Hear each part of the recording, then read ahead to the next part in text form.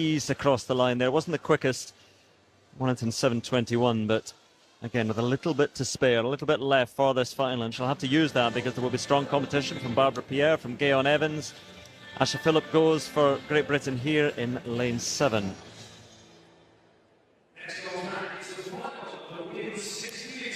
So no Ezine Okparebo in lane 1. The Norwegian has pulled out, so on the inside in lane 2 is Jessica Young-Warren.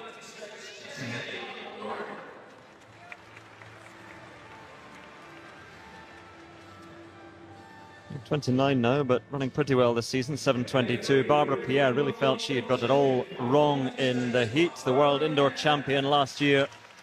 And again, a real threat to Elaine Thompson, 7-1-1 this season. In fact, if Pierre's at her best, you fancy her perhaps to be the favourite going into this one, but as I said, got it wrong in the heat. Gayon Evans, 27 now, but really flourishing a little bit later in her career. Victories this season, Karlsruhe and Paris and Ostrava, and there is Elaine Thompson.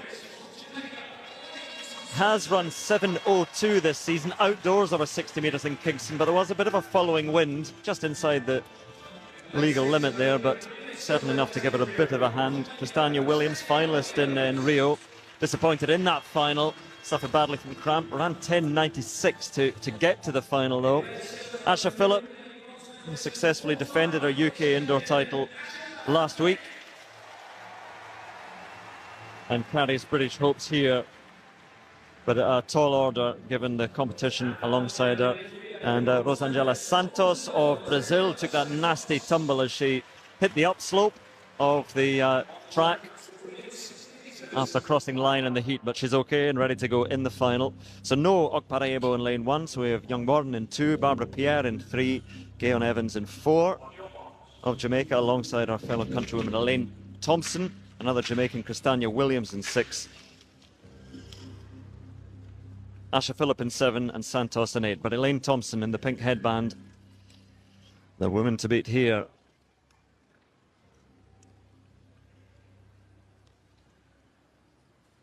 Silence inside the arena for the final of the women's 60 metres.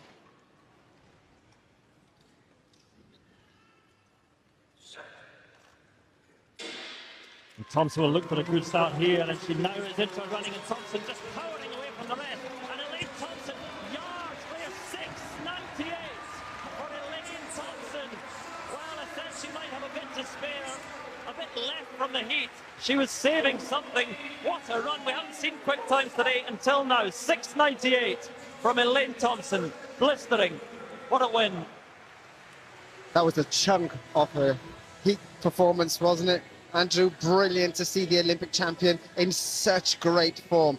She's here, remember, specifically just to work on those first 30 metres to set herself up for a more impressive 100 metres and to perform one of the fastest times of all time here in Birmingham was truly impressive. Well, you can see from her reaction, she knew she had something extra to give in the final. I don't think she thought that she could go sub-7 today, though.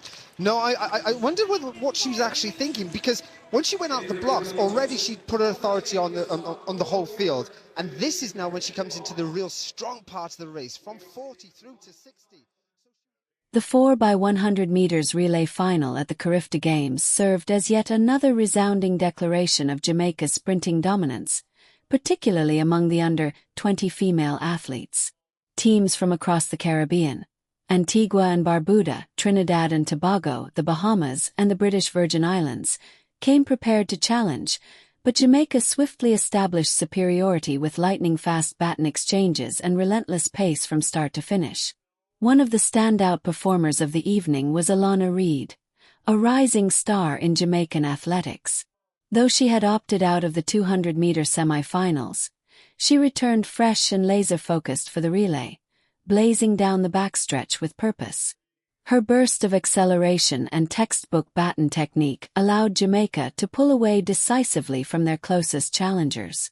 While the race began with fierce energy, particularly from the Bahamas, who opened with a fast first leg and a clean initial exchange, Jamaica's depth in sprinting soon overwhelmed the competition. The second leg saw them close the gap and surge into the lead with a precise transition that underscored their technical discipline.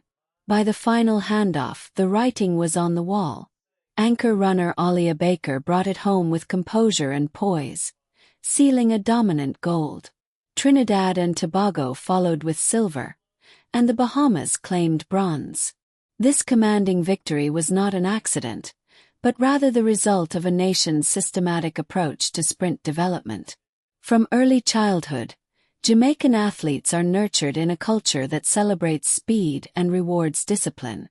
The country's grassroots athletics programs have long been the breeding ground for elite talent, and the Carifta relay win was a powerful reminder of how effective that system continues to be. The competition also served as a spotlight moment for Alana Reid, who is quickly carving out her reputation on the global sprinting scene.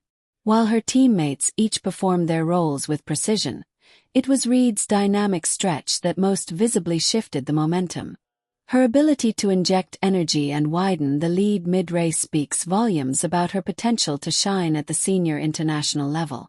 As anticipation builds for the 2025 athletics calendar, many eyes are now on Jamaica's youth. This generation is not only upholding tradition, they're actively building on it. Reid and her teammates represent a seamless transition from one golden era to the next, ensuring Jamaica remains at the forefront of global sprinting. The country's love for track and field is palpable. Fans follow every race with fervor, celebrating each breakout performance with national pride. The Carifta Games illustrated just how deep the sprint culture runs across the Caribbean, inspiring the next wave of runners to chase greatness.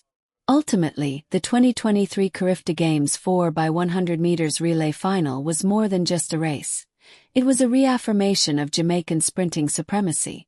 With razor-sharp handoffs, breathtaking acceleration, and athletes trained with surgical precision, Jamaica once again outclassed the field. Alana Reid's electric contribution marked her as a name to watch, while the team's overall effort kept the legacy alive. As new challenges approach, one truth holds firm.